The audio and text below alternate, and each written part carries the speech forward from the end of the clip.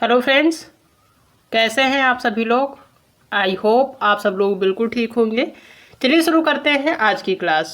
आज की क्लास में डिस्कस करेंगे सीडीपी यानी कि बाल विकास के एक मोस्ट इम्पॉर्टेंट टॉपिक जो कि है भाषा चिंतन। भाषा चिंतन से हर सीटेट के एग्जाम में आपका क्वेश्चन पूछा जाता है, चाहे वो पेपर फर्स्ट हो या पेपर सेकंड हो, दोनों पेपर में इस टॉपिक से क्वेश्चन पूछे जाते हैं। तो ये टॉपिक अपने आप में बहुत ही ज़्यादा इम्पॉर्टेंट है, तो इस टॉपिक को बहुत ही ध्यान से देखना है ताकि यहाँ से जो भी क्वेश्चन पूछे जाते हैं वो आपके क्लियर हो जाए। ठीक है, तो चैनल पर नए हैं तो चैनल को सब्सक्राइब कर लीजिएगा, साथ में अपने दोस्तों को भी शेयर कर दीजिएगा ताकि उनको भी हेल्प मिल सके इस नए टॉपिक के बारे में समझने में। ठीक है, तो देखते हैं आज की क्लास का पहला क्वेश्चन क्या है। पहला दिया है कि भाषा क्या है। अब भाषा चिंतन या भाषा विचार एक टॉपिक है, तो सबसे पहले यही समझ लें कि जो भाषा ये है क्या आखिर। ठीक है, यहाँ से इस टाइप के क्वेश्चन पूछे जाए तो आप समझ लीजिए कि भाषा क्या है। भाषा अपनी बातों को दूसरे से कहने का माध्यम है, या फिर दूसरों की बातों को सुनना है, या फिर अपने विचारों को दूसरे तक पहुंचाना है, या फिर दूसरे की बुराई करना भाषा है। तो आप सभी को पता है कि भाषा जो होता है वो अपने विचार जो होते हैं दूसरे तक पहुंचाने का जो एक माध्यम होता है वो अपना भाषा होता है। वो चाहे आपकी अपनी मातृभाषा हो, क्षेत्रीय भाषा हो, या कोई भी भाषा हो, अपनी भाषा में जो भी आपकी अपने घर की भाषा होती है, जो आपकी क्षेत्र की भाषा होती है, आप उस भाषा से अपने विचार को दूसरे व्यक्ति तक पहुंचाते हैं, वही क्या होता है, भाषा होता है। ठीक है, तो थर्ड ऑप्शन इसका सही हो जाएगा। नेक्स्ट क्वेश्चन है कि रचनात्मकता की एक आवश्यक और विशिष्ट पहचान विशेषता है। क्या विशेषता है? अभिसारी सोच है, विचारों की मौलिकता है, कार्यों की दोहराने के लिए वरीयता है, या फिर विचारों में केंद्रीयता है। तो रचनात्मकता की एक आवश्यक और विशिष्ट पहचान की विशेषता क्या है? विचारों की मौलिकता। विचारों में मौलिकता होना रचनात्मकता की एक विशिष्ट पहचान या फिर विशेषता होती है। ठीक है, तो सेकेंड ऑप्शन इसका सही हो जाएगा। नेक्स्ट क्वेश्चन है कि भाषा सीखने का व्यवहारवादी दृष्टिकोण डैश पर बल देता है। किस पर बल देता है? यानी जो भाषा सीखते हैं हम, उसका जो व्यवहारवादी दृष्टिकोण होता है वो किस पर बल देता है, किसको ज़्यादा जो है इम्पोर्टेंस देता है? अनुकरण को, रचनात्मकता को, या फिर भाषा प्रयोग को, या फिर अभिव्यक्ति को। तो जो भाषा सीखने का व्यवहारी दृष्टिकोण होता है वो किस पे बल देता है? अनुकरण पर। अनुकरण का मतलब कि जो चीज़ें हम किसी दूसरे से अडॉप्ट करें, अनुकरण करें। जैसे हम अपने घर में होते हैं, या फिर जो पेरेंट्स होते हैं उनके साथ में जो बच्चे होते हैं, बच्चे वही सारी चीज़ें अनुकरण करते हैं जो उनके पेरेंट्स बोलते हैं। ठीक है, तो पेरेंट्स की जो लैंग्वेज होती है बच्चे अनुकरण करके सीख जाते हैं। अगर पेरेंट्स हिंदी में बात करते हैं तो बच्चे भी हिंदी में बोलना सीखते हैं।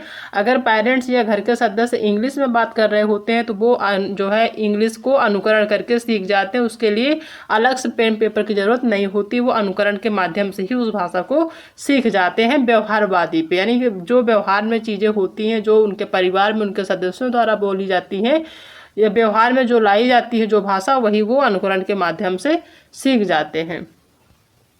नेक्स्ट क्वेश्चन है कि मौलिकता सोच में प्रवाह व लचीलापन किसकी प्रमुख विशिष्ट पहचान है। जो मौलिकता होती है वो सोच में प्रवाह व लचीलापन किसकी प्रमुख विशिष्ट पहचान है? क्या जो है ये स्वलीनता है, सृजनात्मकता है, भाषा वैकल्य है, या फिर फोर्थ ऑप्शन है ध्यान न्यूनता अतिक्रियाशीलता विकार। तो जो मौलिकता है वो सोच में प्रवाह व लचीलापन किसकी विशिष्ट पहचान है? तो ये होती है सृजनात्मकता की विशिष्ट पहचान। ठीक है, सेकेंड ऑप्शन सही हो जाएगा। एक रचनात्मक कक्षा में सीखने के लिए केंद्रीय है। अगर रचनात्मक क्लास है उसमें सीखने के लिए जो केंद्र होता है, जो मेन बिंदु होता है वो क्या होता है? क्या कंडीशनिंग होता है, रटना या याद रखना होता है, या फिर अर्थ निर्माण होता है, या फिर जो है ड्रिल और अभ्यास होता है?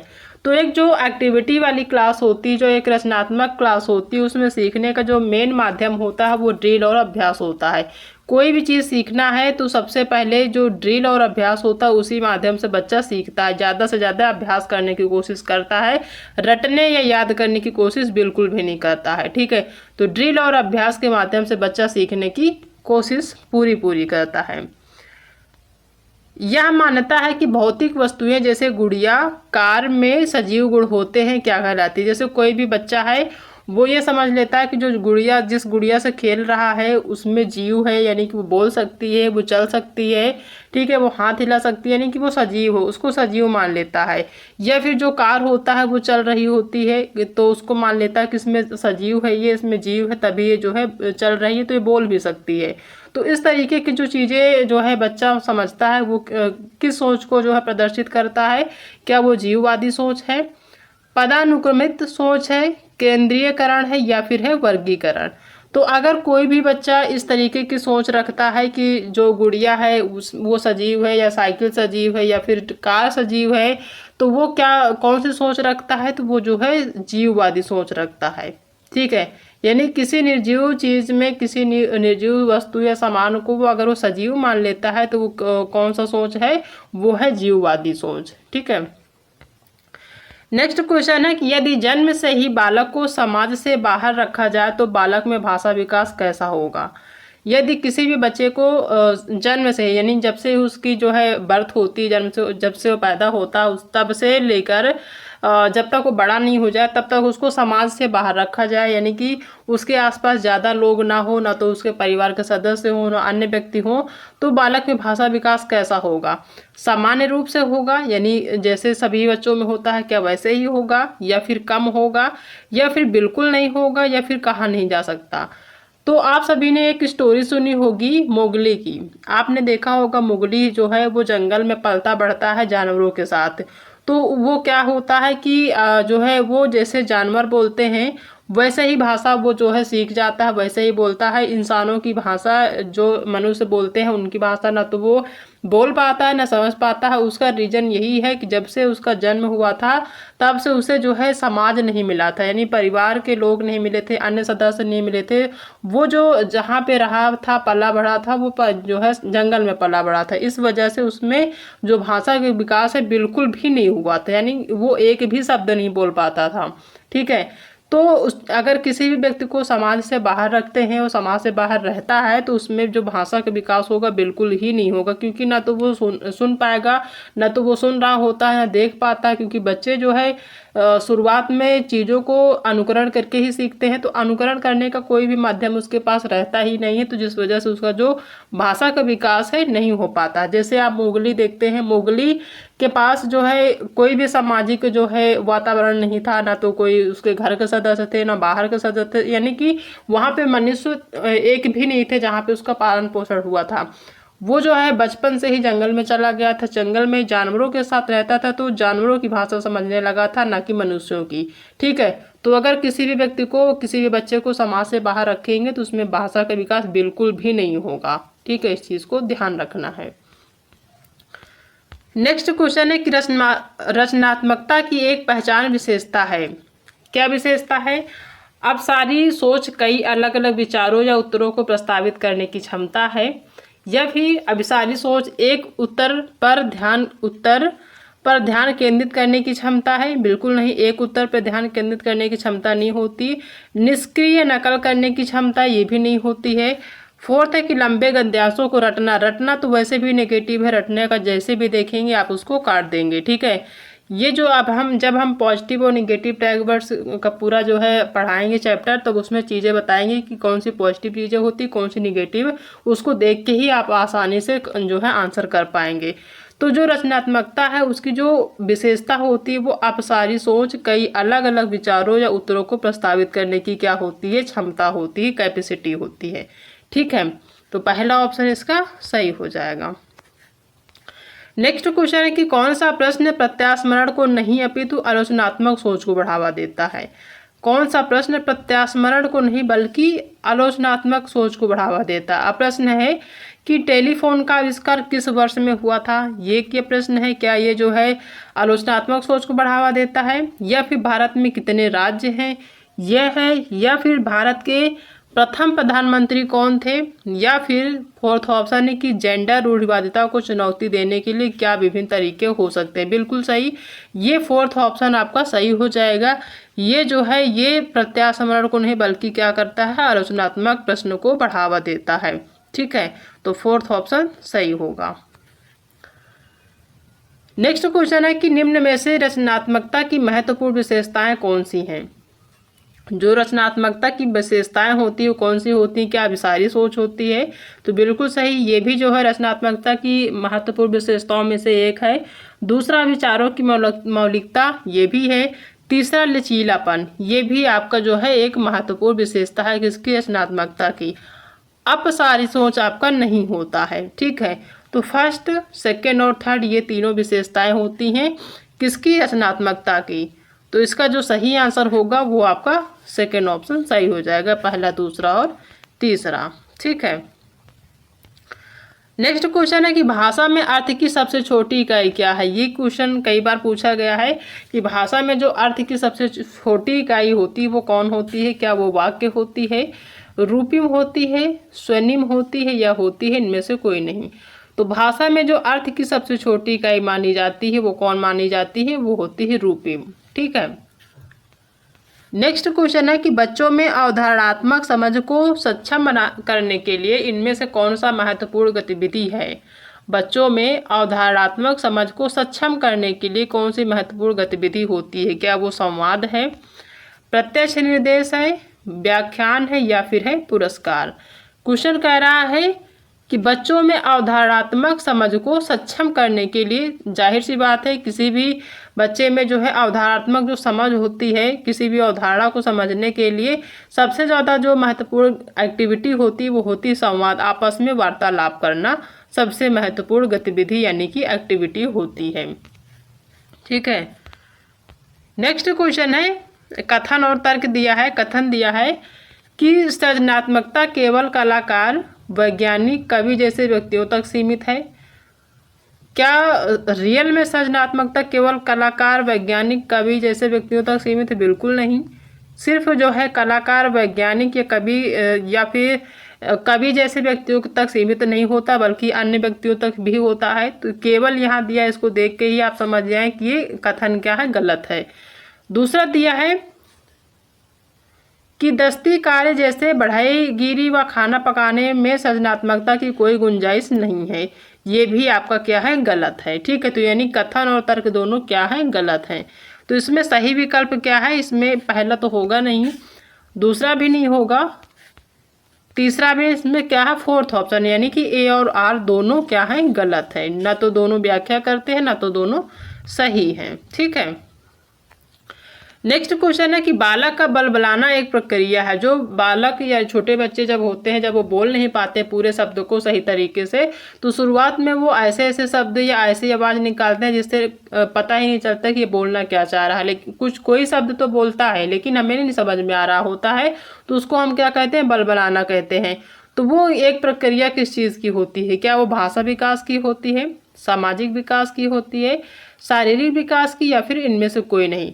तो जाहिर सी बात है कि बच्चा जब छोटा होता है तो शुरुआत में तो सारे शब्द इकट्ठे बोल नहीं पाएगा, पूरा सेंटेंस नहीं बोल पाएगा।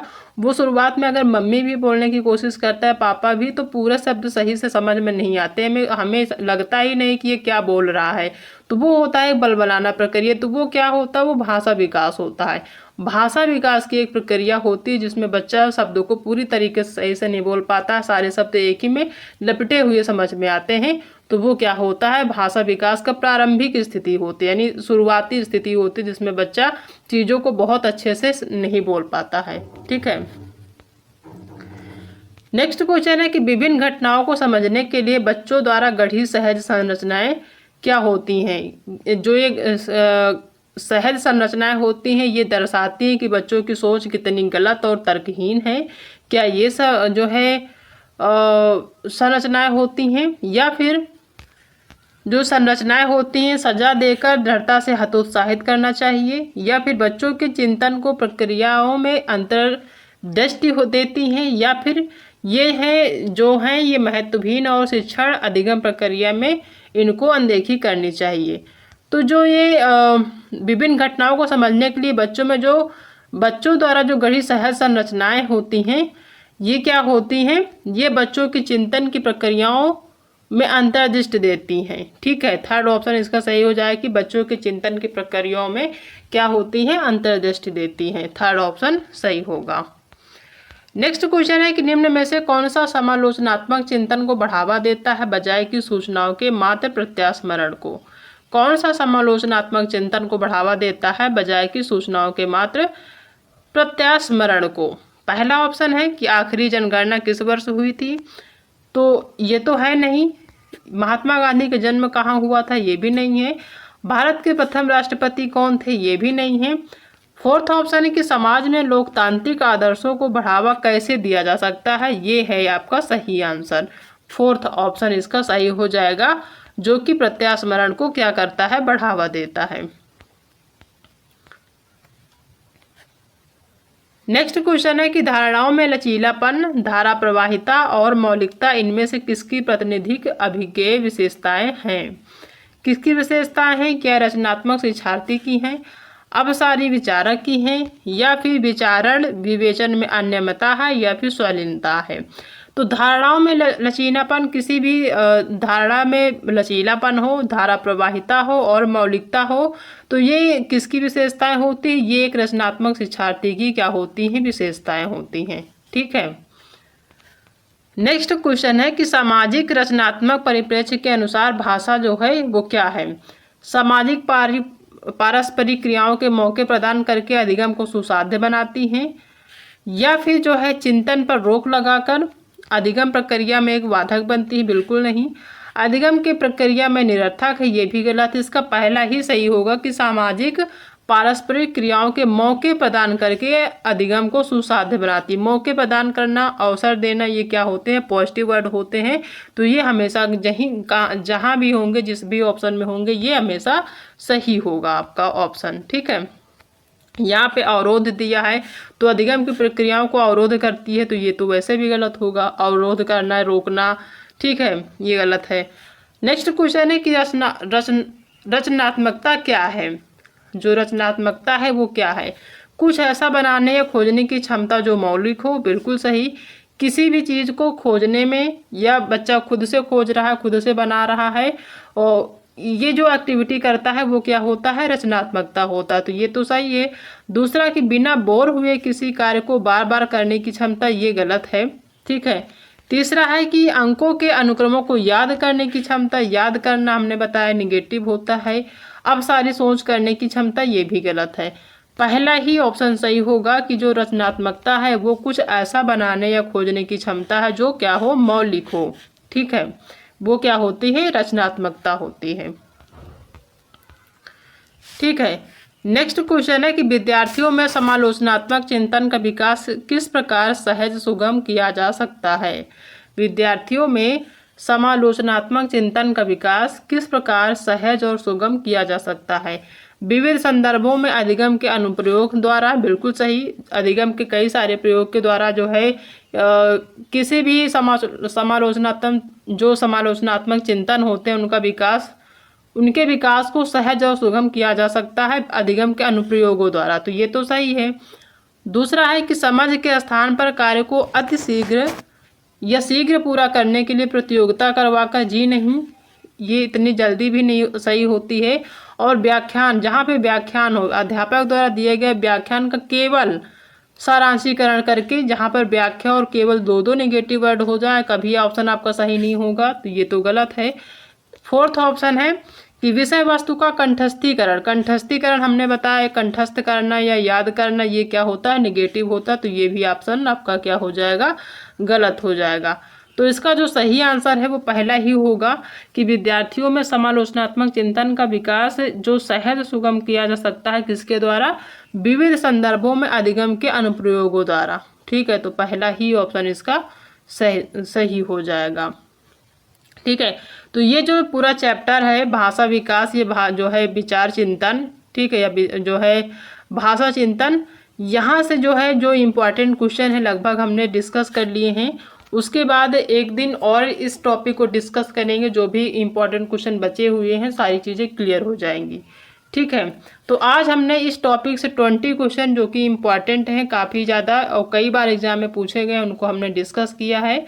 आई होप कि आप सभी को जो आज की क्लास है वो पसंद आई होगी। अगर आज की क्लास पसंद आई है तो वीडियो को लाइक करिएगा, अपने दोस्तों में शेयर करिएगा, और अगर आप चैनल पर पहली बार विजिट कर रहे हैं तो चैनल को सब्सक्राइब